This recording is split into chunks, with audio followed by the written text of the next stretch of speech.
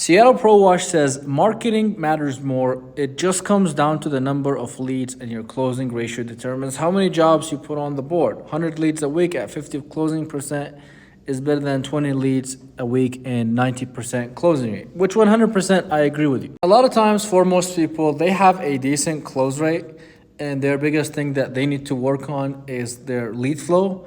A lot of businesses struggle with that. Like, you wouldn't believe the amount of businesses that I speak with that want to work with me who are just getting a lead or two.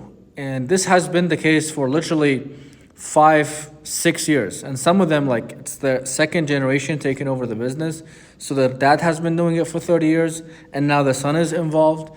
And even after the son is involved, it's been 30 years of just 2 to 3 leads a week. It's just so difficult to grow and scale. And so for decades on end, you're just struggling and you don't know where your next job is going to come from.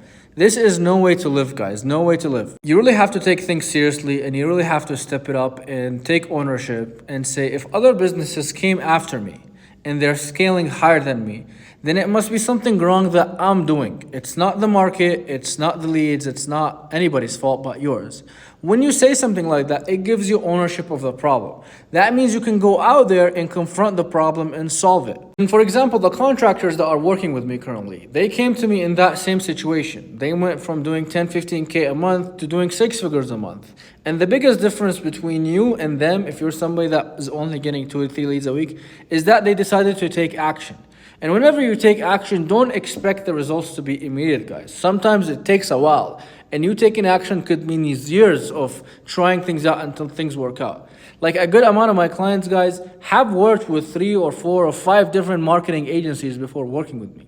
And so during this whole time, they were doubting themselves, they were doubting marketing, they were losing money, they were scared, they were losing sleep. It's not supposed to be easy.